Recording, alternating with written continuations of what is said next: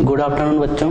आज हम पढ़ेंगे एक समान त्वरण से द्विविमी गति। पिछले टॉपिक में हमने देखा था एक समान वेग से द्विविमी गति कैसे होती है। तो यहाँ पर एक समान त्वरण से जो द्विविमी गति होता है हम इसको ऐसे परिभाषित कर सकते हैं कि यदि कोई वस्तु समतल में गति कर रहा है और उसमें समान समय अंतराल में जो वेग में जो परिवर्तन हो रहा है यदि वह एक समान हो तो इस प्रकार का जो द्विविमी गति जो होता है उसे हम एक समान त्वरण से द्विविमी गति कहते हैं। एक समान त्वरण का अर्थ होता है किसी वस्तु के वेग में जो परिवर्तन जो होता है वह समान समय अंतराल में एक समान होता है, तो उस प्रकार का जो त्वरण होता है उसे हम एक समान त्वरण कहते हैं।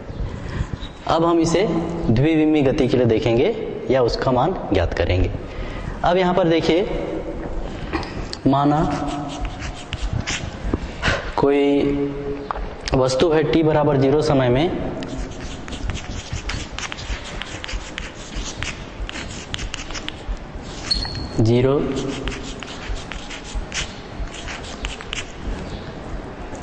वेग, माना किसी वस्तु का t बराबर 0 समय में वेग v बार 0 है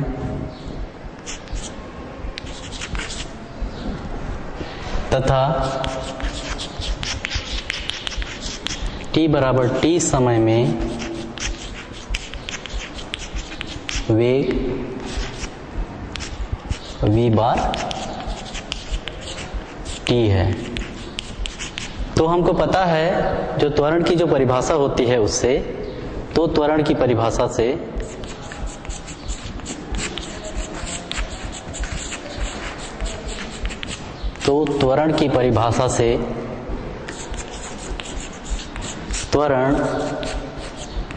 त्वरण का मान यदि a बार हो तो a बार बराबर होता है v bar t minus v bar 0, मतलब वेग में परिवर्तन बटे समय अंतराल, तो समय अंतराल हो जाएगा t माइनस 0। या इसी को हम आगे लिख सकते हैं v bar t minus v bar 0 is equal to a bar into t। इसको दे देते हैं या इसको और आगे लिख सकते हैं v बार t बराबर, इसको इधर पक्षांतर कर दिए लेफ्ट हैंड साइड से राइट हैंड साइड में, तो ये बराबर हो जाएगा v बार t बराबर v बार 0 प्लस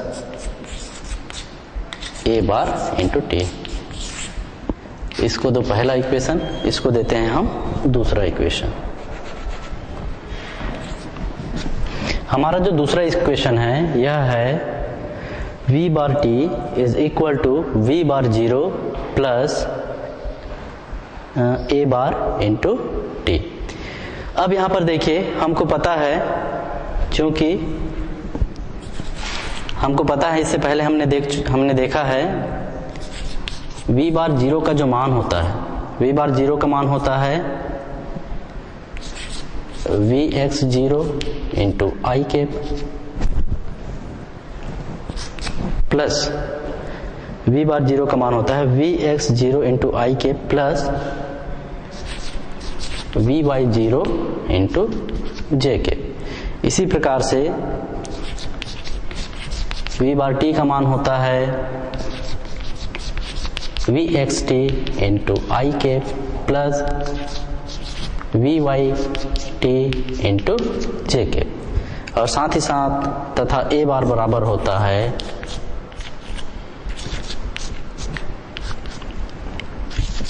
ax आई कैप प्लस ay जे कैप।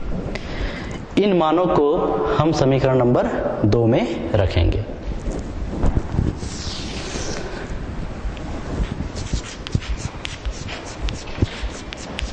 इन मानों को समीकरण 2 में रखने पर, इन मानों को समीकरण 2 में रखने पर, समीकरण 2 में रखेंगे तो v बार t का मान कितना रखेंगे, इसको रखेंगे V X T into I cap, V X T into I cap plus we Y T into J cap is equal to V bar zero का मान रखेंगे। तो वी बार जीरो का मान कितना रखेंगे, इसको रखेंगे, तो ये हो जाएगा we x zero i cap plus we Y zero j cap plus a bar का मान है a x i cap plus A y j cap into t. हमने ऐसा मान रख दिया। इसके बाद अब यहाँ पर देखिए, इसी को हम आगे दोनों पक्षों में आई कैप के गुणांकों को अलग कर देते हैं राइट हैंड साइड में, और जे कैप के गुणांकों को अलग लिख लेते हैं। तो यहाँ पर ये मिल जाता है V X T I cap plus we Y T J cap is equal to, I cap के गुणांकों को अलग कर देते हैं, तो वी एक्स जीरो और यहां से मिलेगा plus A X into T, ये आई कैप का गुणांक है, प्लस जे कैप का गुणांक we Y zero plus A Y into T into J cap. अब इस समीकरण में दोनों पक्षों में हम आई कैप और जे कैप के गुणांकों की तुलना करते हैं। अब आई कैप और जे कैप के गुणांकों की तुलना करने पर अब आई कैप और जे कैप के गुणांकों की तुलना करने पर, तो तुलना करेंगे तो कितना हो जाएगा, इधर आई कैप का गुणांक कितना है वी एक्स टी, और इधर आई कैप का गुणांक कितना है, आई कैप का गुणांक ये वाला है, तो वी एक्स टी बराबर हो जाएगा we x zero plus A X into T. J cap का गुणांक कितना है इधर V Y T, J cap का गुणांक है वी वाई टी, वहां से देखिए, और उधर कितना है जे कैप का गुणांक we Y zero plus A Y into T. तो वी वाई टी बराबर हो जाएगा वी वाई जीरो प्लस ए वाई इंटू टी। इन समीकरणों को हम अगला समीकरण नंबर दे देते हैं, समीकरण नंबर तीसरा और चौथा। ये हो गया तीसरा और ये हो गया चौथा। समीकरण 3 और 4 को देखिए। समीकरण 3 में देखिए, समीकरण 3 है V X T is equal to V x zero plus A X into T, और जो समीकरण नंबर ये जो 3 है उसके बाद समीकरण नंबर जो 4 है वह है V Y T is equal to V Y zero plus A Y into T. तो यहाँ पर जो समीकरण नंबर जो 3 है वह एक अक्ष के अनुदिश एक समान त्वरित गति से द्विविमी जो गति कर रहा है उसका समीकरण है, और दूसरा जो है वह वाई अक्ष के अनुदिश एक विमी मतलब एक समान त्वरण से जो द्विविमी गति कर रहा है उसके लिए ये समीकरण, मतलब ये एक अक्ष के अनुदिश के लिए है, और जो चौथा जो इक्वेशन है वह वाई अक्ष के अनुदिश जो एक समान त्वरित गति हो रहा है उसके लिए। इसके बाद हम देखेंगे यहाँ पर विस्थापन का समीकरण। तो विस्थापन का समीकरण का मतलब है यहाँ पर जब वस्तु एक समान त्वरण से द्विविमी गति कर रही है तो यहाँ पर जो पथ का समीकरण जो मिलेगा वही विस्थापन का समीकरण कहलाता है। और यहाँ पर जो पथ का समीकरण जो मिलता है या जो विस्थापन समीकरण जो मिलता है वह हमें एक परवलय प्राप्त होता है, जिसके बारे में अब हम यहाँ पे देखेंगे। तो हमारा अगला टॉपिक है विस्थापन समीकरण।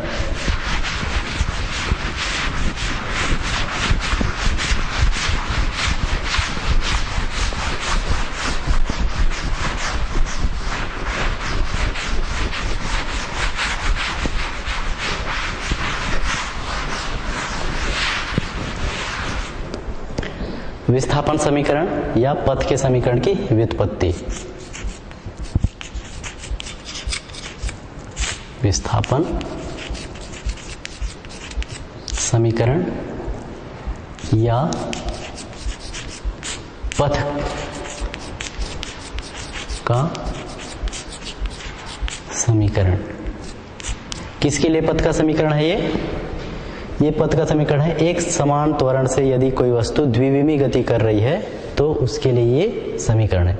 विस्थापन समीकरण या पथ का समीकरण, विस्थापन समीकरण या पथ का समीकरण। तो यहां पर भी माना t बराबर 0 समय में वस्तु की स्थिति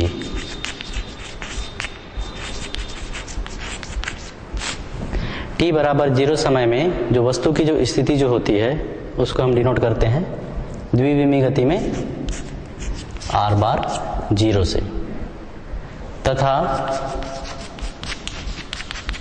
t बराबर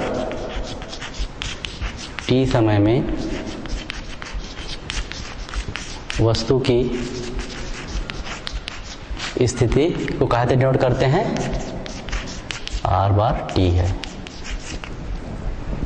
माना t बराबर 0 समय में वस्तु की स्थिति जो है, स्थिति सदिश जो होता है उसको r बार 0 से दर्शाया जाता है, और t समय में जो वस्तु की जो स्थिति होती है उसे r बार t से दर्शाते हैं।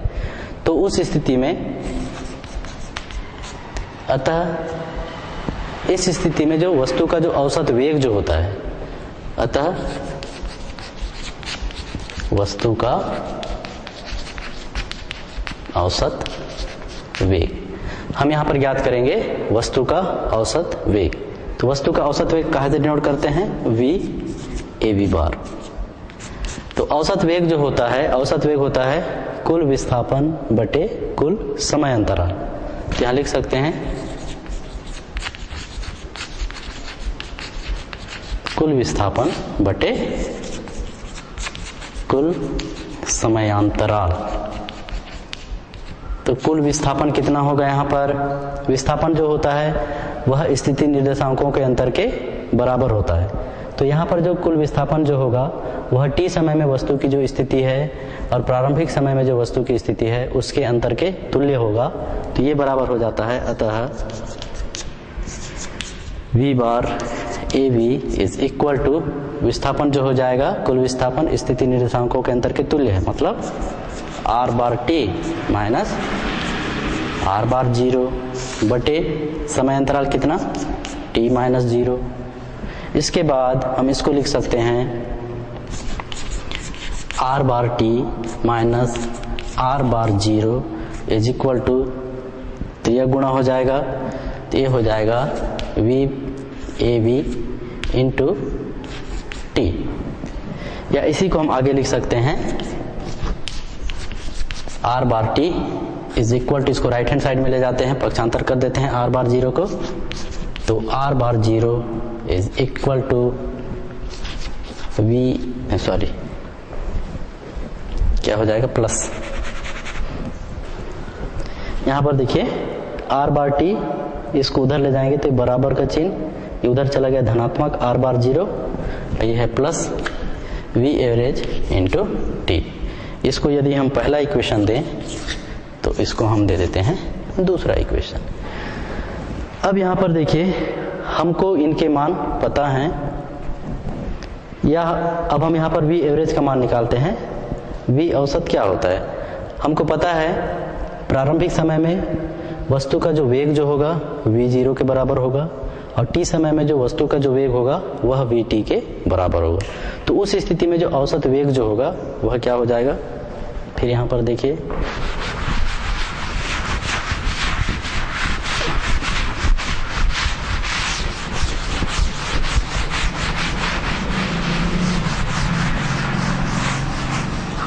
अब यहां पर देखिए पुनः माना t बराबर 0 समय में वस्तु का वेग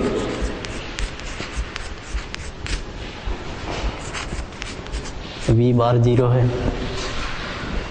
t बराबर 0 समय में वस्तु का वेग कितना है, v बार 0 है, तथा t बराबर t समय में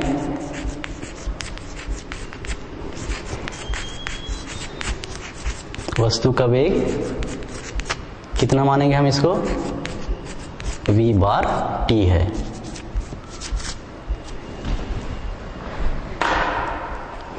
अतः क्या हो जाएगा औसत वेग,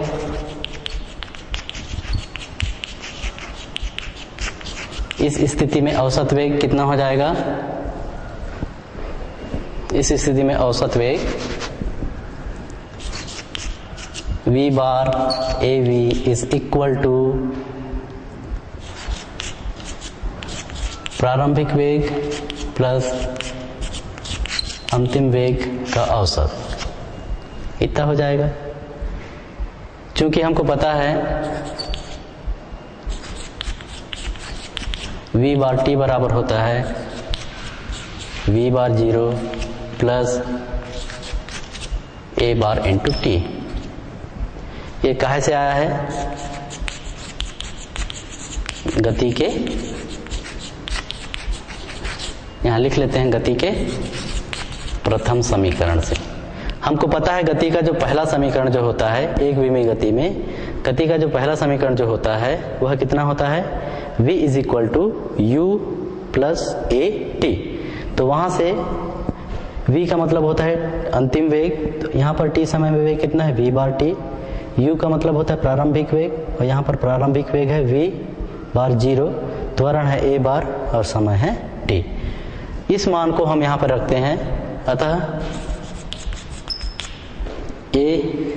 अतः v औसत वेग ये हो जाता है, मान रख देते हैं इसका मान vt का, तो ये हो जाएगा v बार 0 प्लस मान रख देते हैं इतना plus a bar into T पूरे का बटे 2, या इसी को हम आगे लिख सकते हैं v बार औसत बराबर v बार 0 और v बार 0 कितना हो जाएगा, 2v बार 0, 2v बार 0 से इसको अलग अलग कर लेते हैं तो 2 से 2 कैंसिल हो जाएगा, तो हमको मिल जाता है v बार 0 प्लस इसके साथ हम जब इसको लिखेंगे तो इसको लिख सकते हैं 1 बटे तो a बार इंटू टी। इसको हम दे देते हैं अगला समीकरण नंबर 3। अब समीकरण नंबर 2 और 3 से, समीकरण नंबर 2 में हम समीकरण नंबर 3 से VAV बार का मान रखेंगे। तो यहां पर लिखिए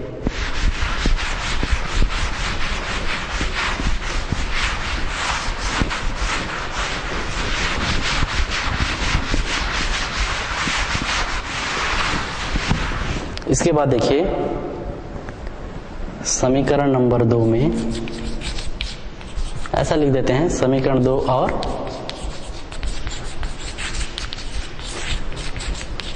समीकरण 2 और समीकरण 3 से हम यहां पर क्या करेंगे, समीकरण 3 से VAV का मान समीकरण नंबर 2 में रखेंगे।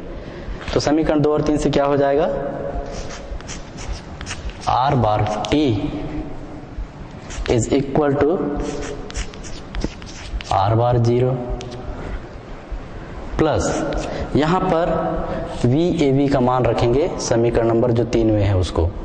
तो समीकरण नंबर 3 में कितना है, V बार 0 प्लस 1 बटे 2 A बार इंटू टी, और इसमें इसका गुणांक है कितना, T।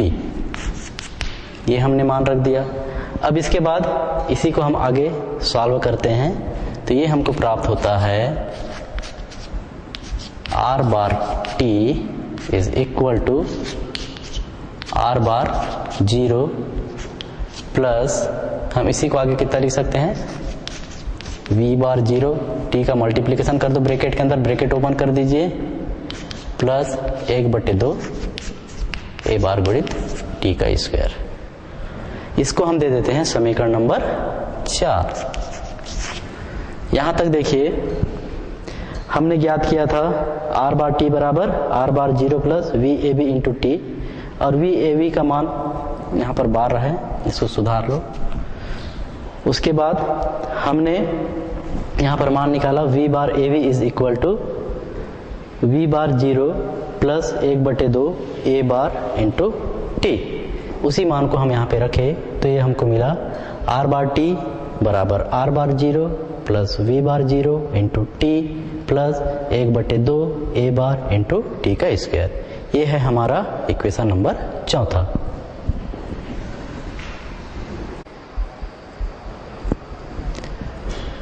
तो हमारा समीकरण नंबर 4 है r बार टी बराबर r bar 0 plus v bar 0 into T plus 1/2 A bar into T का स्क्वायर। यहाँ पर हमको इन सभी के मान पता है। r बार टी का मान द्विविमीय समीकरण के रूप में लिख सकते हैं, r बार 0 v बार 0 और a बार के मान हम लिख सकते हैं। ये हमको पता है, क्योंकि यहाँ पर हमको पता है r बार 0 बराबर होता है x0 into I cap plus y0 into J cap. फिर r बार t बराबर होता है xt into I cap plus yt into J cap. इसी प्रकार से v बार 0 बराबर होता है vx0 into I cap plus vy0 into J cap तथा a बार बराबर होता है ax आई कैप प्लस ay जे कैप। तो इनके मान क्रमशः जैसे r बार 0 का मान होता है x0 आई कैप प्लस y0 जे कैप, r बार t का मान होता है xt आई कैप प्लस yt जे कैप, v बार 0 का मान होता है vx0 into I cap plus vy0 into J cap, और फिर a बार का मान होता है ax आई कैप प्लस ay जे कैप। इन सभी मानों को हम समीकरण नंबर 4 में रखेंगे।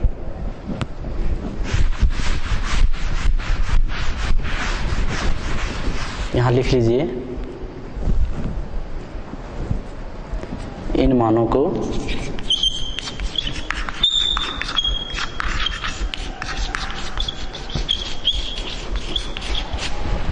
समीकरण 4, इन मानों को समीकरण 4 में रखने पर क्या हो जाएगा। समीकरण 4 में रखेंगे तो इसका मान रखते हैं xt into I cap plus yt into J cap बराबर r बार 0 का मान रख देते हैं x0 आई कैप प्लस y0 जे कैप, इसका मान हो गया। फिर इसका मान रख देते हैं, इसका मान है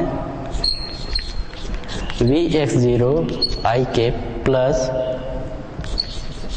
vy0 जे कैप का गुणा कितना है t। फिर है प्लस 1/2 a बार का मान रखेंगे कितना ax आई कैप प्लस ay जे कैप इंटू टी का वर्ग। ये हमने मान रख दिया। अब इसी को आगे हल करेंगे।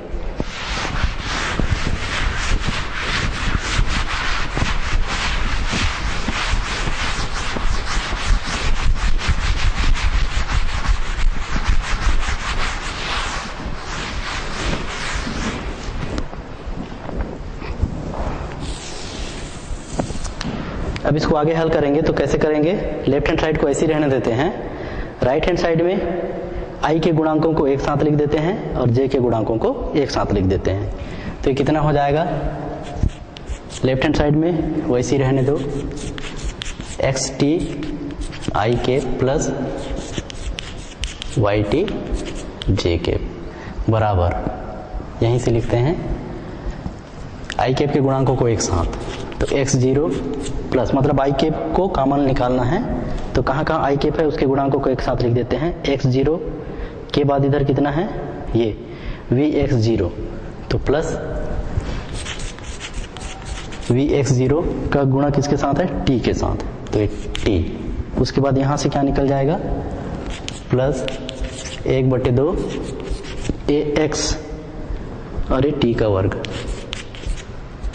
बड़ा कोष्टक बंद। ये किसके गुणांक है सभी, यहाँ पर लिख देते हैं आई कैप के गुणांक, फिर प्लस का चिन्ह। इसी प्रकार से जो जे कैप हैं उनके गुणांकों को एक साथ लिख देते हैं, तो क्या क्या हो जाएगा y0 plus vy0 into T plus 1/2 ay into T का स्क्वायर।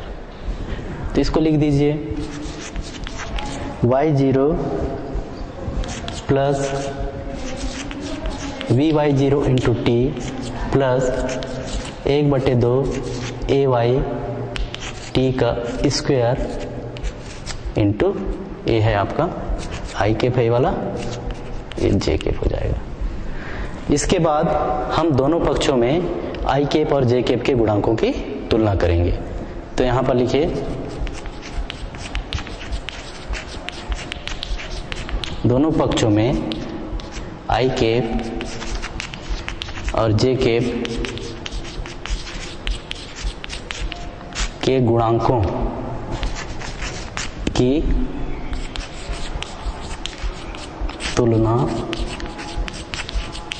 करने पर, तुलना करेंगे तो इधर आई कैप का जो गुणांक है उधर के आई कैप के गुणांक के बराबर हो जाएगा।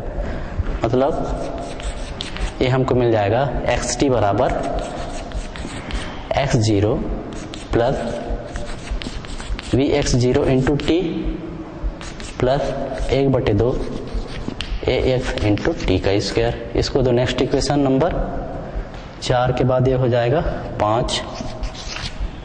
उसके बाद अगला समीकरण मिलेगा yt बराबर y0 plus vy into T plus 1/2 ay into T का स्क्वायर। इसको छठवां इक्वेशन दे दो। इसके बाद यदि वस्तु मूल बिंदु पर हो तो उस स्थिति में, यदि वस्तु मूल बिंदु पर होगा तो उस स्थिति में x0 और y0 इन दोनों के मान 0 होंगे। अब यदि वस्तु मूल बिंदु पर हो तो, अब यदि वस्तु मूल बिंदु पर हो तो उस स्थिति में मिल जाएगा, उस स्थिति में होता है x0 बराबर होगा y0 और ये 0 हो जाता है।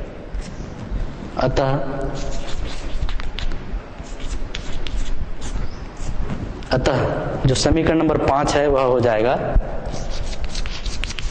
xt बराबर ये 0 हो गया vx0 into T plus 1/2 ax into T का स्क्वायर। इसको 7वां इक्वेशन दे दो और yt बराबर मिलेगा vy0 into T plus 1/2 ay into T. ये हमको 8वां इक्वेशन मिलता है।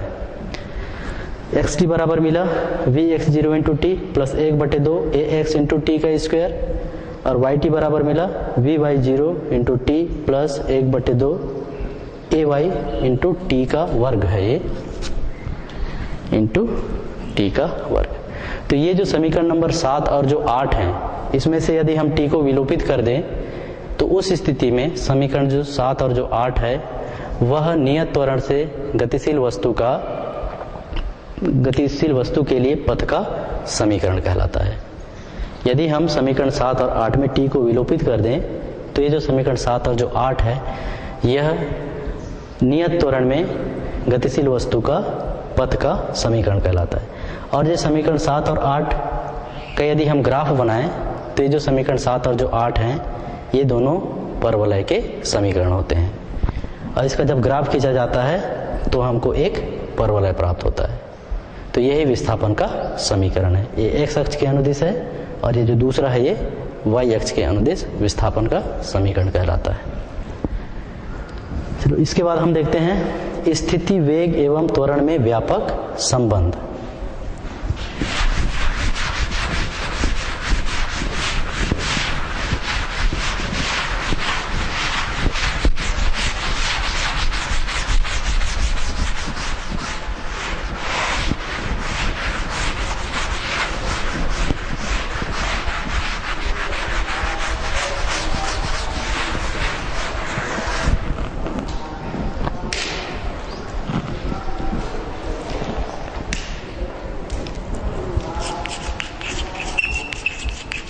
स्थिति वेग और त्वरण में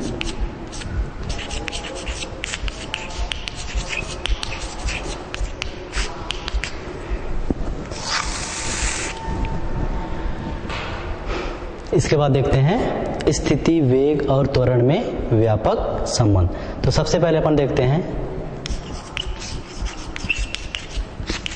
स्थिति और वेग में संबंध।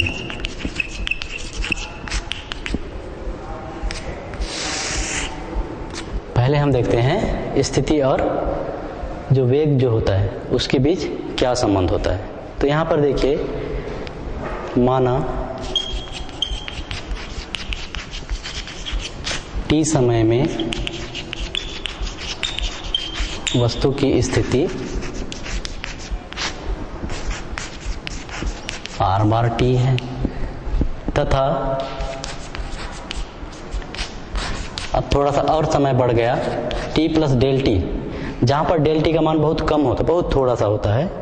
तो t समय में वस्तु की स्थिति कितना था, r बार इंटू टी था।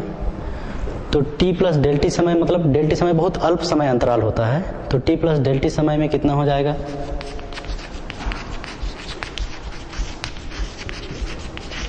तो हम इसको लिख सकते हैं r bar t plus del T है। तो इस स्थिति में जो औसत वेग जो होता है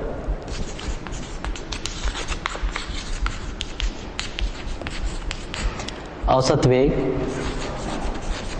VAV जो होता है, VAV किसके बराबर होता है, कुल विस्थापन बटे कुल समय अंतराल।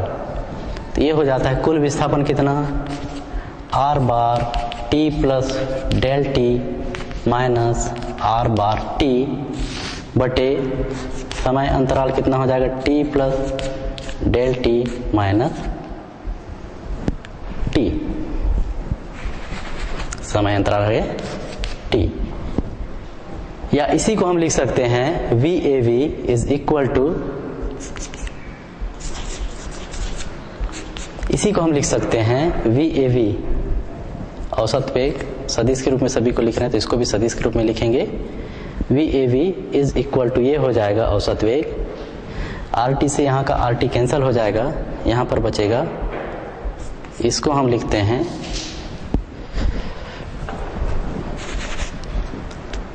डेल r बार इंटू टी बटे नीचे बचेगा t से t कैंसिल हो जाएगा डेल टी। अब यदि यहां पर डेल टी का मान क्रमशः 0 के अग्रसित होता है तो उस स्थिति में V एवरेज जो है, V एवरेज इसका मान VT की ओर अग्रसित होता है, VT के बराबर होता है। अर्थात यदि डेल टी का मान 0 की ओर अग्रसित हो रहा है तो V औसत का मान t समय पर जो वस्तु का वेग होगा, अंतिम जो वेग होगा उसके बराबर होता है। यदि हम इसको इक्वेशन नंबर पहला दें तो क्या हो जाएगा, अतः समीकरण 1 से, अतः हम समीकरण 1 से क्या लिख सकते हैं, यहां पर लिमिट अप्लाई करेंगे तो ये जो मान होगा वो V बार t के बराबर हो जाएगा, और इधर हम लिमिट अप्लाई कर देंगे, limit del T tends to 0, और इसको हम लिख सकते हैं डेल r बार t बटे डेल टी। और इस स्थिति में हम इसको आगे लिखेंगे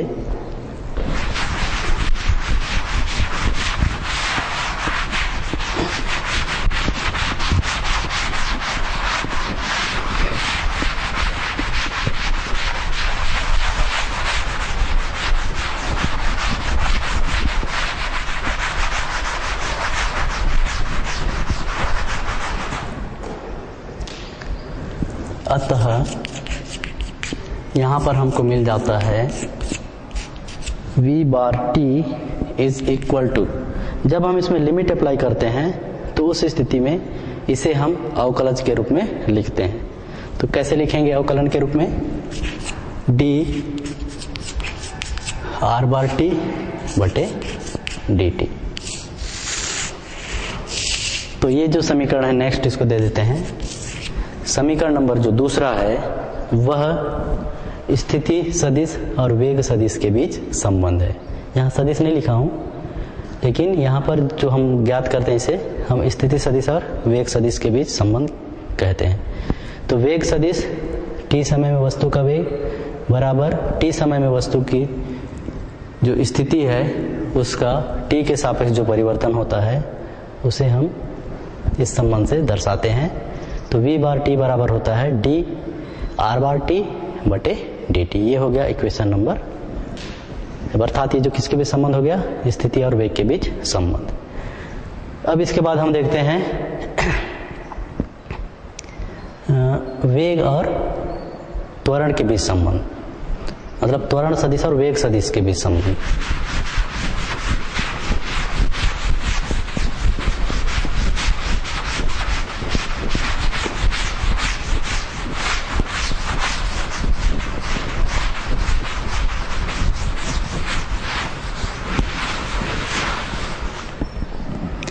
अगला जो हमारा जो टॉपिक है त्वरण एवं वेग सदिश लिख देते हैं। सदिश में संबंध। त्वरण और वेग सदिश में संबंध ज्ञात करने के लिए हम मानते हैं, माना t समय में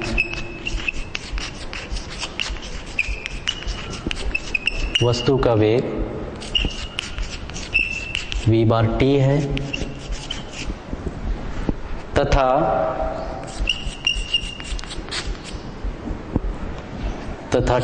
t प्लस डेल t समय में वस्तु का वेग v bar t plus del t है। अतः औसत त्वरण यहाँ पर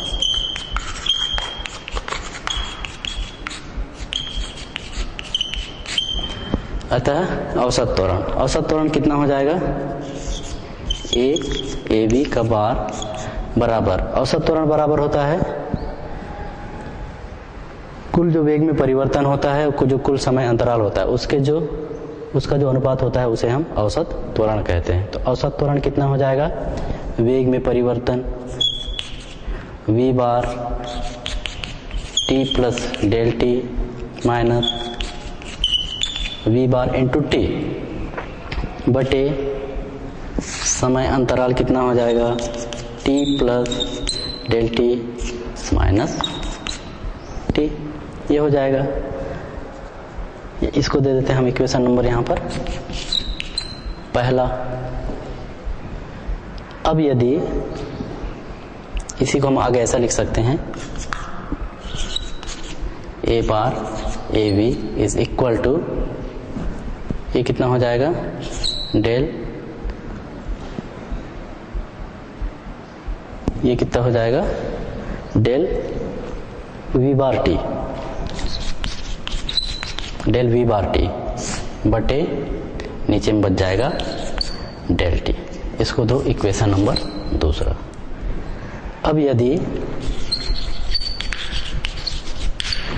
डेल t का मान धीरे धीरे शून्य की ओर बढ़ता है या शून्य की ओर अग्रसित होता है, या जो समय जो है डेल t का मान, चूंकि बहुत कम समय है अर्थात ये धीरे धीरे कितना हो जाता है? शून्य हो जाता है। तो उस स्थिति में ए बार जो औसत जो वेग है, औसत वेग जो होता है, औसत वेग किसके बराबर हो जाता है? t समय में, सॉरी औसत त्वरण है सही, औसत त्वरण जो होता है वह t समय में जो त्वरण होता है उसके बराबर हो जाता है। बराबर नहीं, इसको टेंस टू लिखेंगे। अब यदि डेल टी का मान शून्य की ओर अग्रसित होता है तो उस स्थिति में औसत जो त्वरण है उसका मान भी टी समय में जो त्वरण होता है उसके मान की ओर अग्रसित होता है। इसके बाद देखिए यहां पर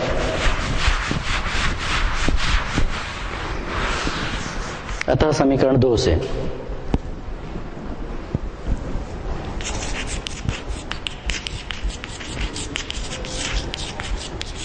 अतः समीकरण 2 से कितना हो जाएगा ये,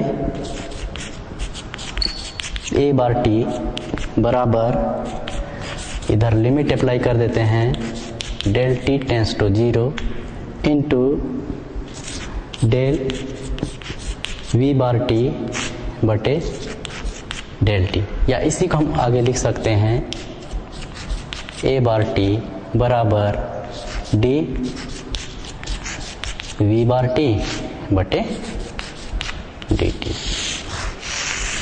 ये जो समीकरण नंबर तीसरा जो है यह त्वरण सदिश और वेग सदिश के बीच संबंध को प्रदर्शित करता है। क्योंकि हमको पता है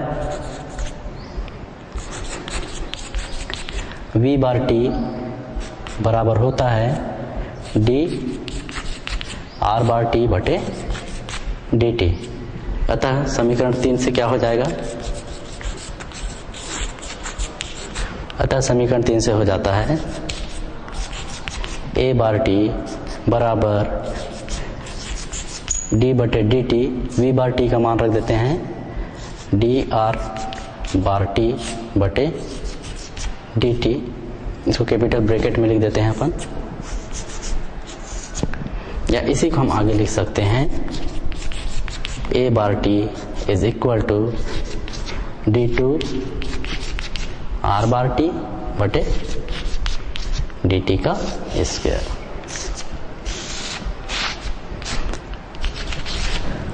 ये जो समीकरण नंबर जो 4 है यह त्वरण सदिश और स्थिति सदिश, त्वरण सदिश और स्थिति सदिश के बीच संबंध को प्रदर्शित करता है।